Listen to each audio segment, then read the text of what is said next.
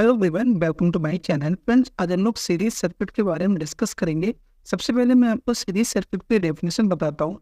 इस circuit is said to be connected in series when the same current flow through all the component in the circuit. In such circuit the current has only one path. Friends, इसका मतलब क्या हुआ? एक circuit को series circuit तब बोलेंगे जब उसके सारे कंपोनेंट में करंट की वैल्यू सेम होगी और उसमें जो करंट के लिए केवल एक ही पाथ होगा फ्लो होने के लिए। ठीक है, ये आगे देखते हैं। यहाँ पर मैंने एक डेफिनेशन और लिखी है सीरीज सर्किट की, इसको मैं आपको पढ़ के बताता हूँ। A series circuit is one in which all circuit elements are arranged in a single path. In a circuit, the current through all elements is the same, but the voltage drop across each element is different. Friends, का मतलब ये हुआ इस series circuit में जिसमें सारे element पे current की वैल्यू सेम होगी और करंट के लिए केवल एक ही पाथ होगा करंट में फ्लो होने के लिए, सर्किट में फ्लो होने के लिए। देखिए, आप डायग्राम देखिए, यहाँ से करंट अगर आई फ्लो हो रही है तो यही आई फ्लो R1 में जाएगी, यही करंट R2 में जाएगी, यही करंट R3 में जाएगी और यही करंट किस में जाएगी? फ्रेंड, R4 में जाएगी। और करंट के फ्लो होने के लिए एक ही पाथ मिला। देखिए, ये वाला केवल आपको पाथ मिल रहा है करंट को फ्लो होने के लिए। ठीक है, तो ऐसे सर्किट को बोलेंगे सीरीज सर्किट। बट इसमें होगा क्या?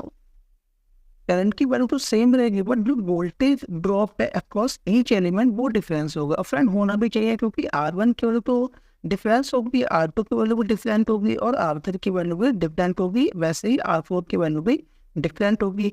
तो अगर मुझे V1 निकालना है तो मैं क्या फॉर्मूला यूज करूँ? V1 बराबर I इंटू R1। तो यहाँ से वोल्टेज की वैल्यू डिफरेंट आएगी। ऐसी सेम अगर मैं V2 की बात करूँगा तो उसका फॉर्मूला क्या होगा? I into R2। यहाँ से भी वोल्टेज की वैल्यू डिफरेंट आएगी क्योंकि रेजिस्टेंस की वैल्यू डिफरेंट है ना। करंट की वैल्यू तो सेम है बट रेजिस्टेंस की वैल्यू डिफरेंट है, इसलिए जो वोल्टेज ड्रॉप होगा अक्रॉस ईच एलिमेंट वो डिफरेंट होगा। ठीक है, देखिए फिर मैंने यहाँ पे लिख भी दिया है, मैं एक बार आपको पढ़ के बता देता हूँ। देखिए, suppose 4 resistance R1, R2, R3 and R4 are connected in series across a voltage source. मतलब 4 रेजिस्टेंस है जो सीरीज में कनेक्टेड है और उनके क्रॉस जो वोल्टेज है वो V है। ठीक है, let current I flow through the series circuit. आप अज्यूम करिए यहाँ से करंट I फ्लो हो रही है इस पूरे सर्किट में। तो अकॉर्डिंग टू ओम्स लॉ अगर मुझे वोल्टेज ड्रॉप निकालना है रेजिस्टेंस R1 के अक्रॉस तो मैं फॉर्मूला यूज करूँगा V1 बराबर I इंटू R1। सेम ऐसे V2 के लिए I into R2, same V3 के लिए I into R3, same V4 के लिए I इंटू R4, है ना।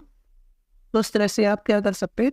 सभी वोल्टेज ड्रॉप को निकाल सकते हैं। और अगर आपको ऐड करना है सभी वोल्टेज ड्रॉप को तो वो किसके इक्वल हो जाएगा? फिर टोटल वोल्टेज के, है ना। तो देखिए, V इक्वल टू क्या हो जाएगा? Voltage drop across resistance R1 plus voltage drop across resistance R2 plus voltage drop across resistance R3 plus voltage drop across resistance R4। मतलब जितने भी वोल्टेज ड्रॉप होंगे उन सबका जो सम होगा वो टोटल वोल्टेज के बराबर हो जाएगा।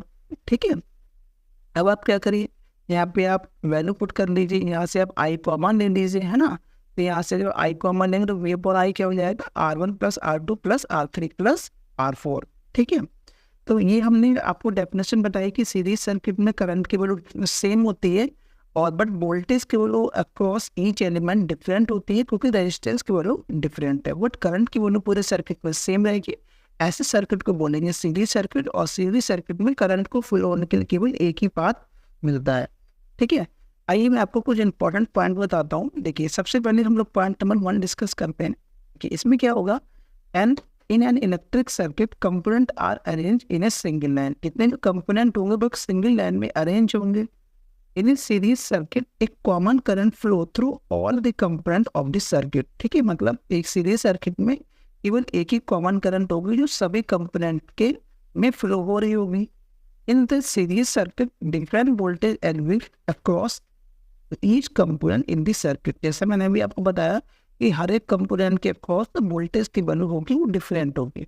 The equivalent resistance in case of series circuit is always more than the highest value of resistance in this series connection। Means फिर इसका मतलब ये हुआ कि अगर R1, R2 और R3 अगर ये तीनों सीरीज में है तो उनका जब आप सम करेंगे, है ना, तो जो इक्विवेलेंट रेजिस्टेंस आएगा उसकी वैल्यू ऑब्वियसली बात है ज़्यादा होगी क्योंकि आप सम कर रहे हो इन तीनों का, है ना। तो वहीं यहाँ पे मैंने आपको बताया है the equivalent resistance in case of series circuit is always more than the highest value resistance in the series combination, मतलब इसमें जो भी हाईएस्ट वैल्यू होगी रेजिस्टेंस की, और जब मैं उनका सम करूंगा, है ना, तो वो जो रेजिस्टेंस की वैल्यू आएगी वो ग्रेटर देन होगी सभी रेजिस्टेंस से ज़्यादा, ठीक है। तो एक बार मैं आपको फिर से स्टार्टिंग में बताता हूँ कि मैंने आपको क्या क्या बताया इसके बारे में। देखिए, सबसे पहले मैंने आपको डेफिनेशन बताई थी, सीरीज सर्किट की डेफिनेशन क्या होती है, ठीक है। उसके बाद मैंने आपको डायग्राम के थ्रू बताया कि इसमें करंट की वैल्यू सेम होती है और वोल्टेज की वैल्यू डिफरेंट होती है, क्योंकि रेजिस्टेंस की वैल्यू डिफरेंट है अक्रॉस ईच एलिमेंट, है ना। और इसके बाद मैंने आपको बताया कि कैसे जो वोल्टेज ड्रॉप होते हैं, सभी वोल्टेज ड्रॉप का जो सम होता है वो टोटल वोल्टेज ड्रॉप के बराबर होता है। ये सभी वोल्टेज ड्रॉप का जो सम होगा वो टोटल वोल्टेज के बराबर होगा। उसके बाद मैंने आपको इंपॉर्टेंट पॉइंट बताया कि इलेक्ट्रिक सर्किट में सभी कंपोनेंट एक सिंगल लाइन में होने चाहिए, सभी कंपोनेंट में करंट की वैल्यू सेम होनी चाहिए, सभी कंपोनेंट का वोल्टेज डिफरेंट होना चाहिए क्योंकि रेजिस्टेंस की वैल्यू डिफरेंट है, और जो रेजिस्टेंस होगा सीरीज सर्किट में वो ऑलवेज मोर देन होगा highest value of resistance in the series connection, क्योंकि सीरीज कनेक्शन में हम सभी रेजिस्टेंस को ऐड करते हैं, तो ऑब्वियसली बात है जो रेजिस्टेंस होगा वो सभी रेजिस्टेंस से ज़्यादा होगा।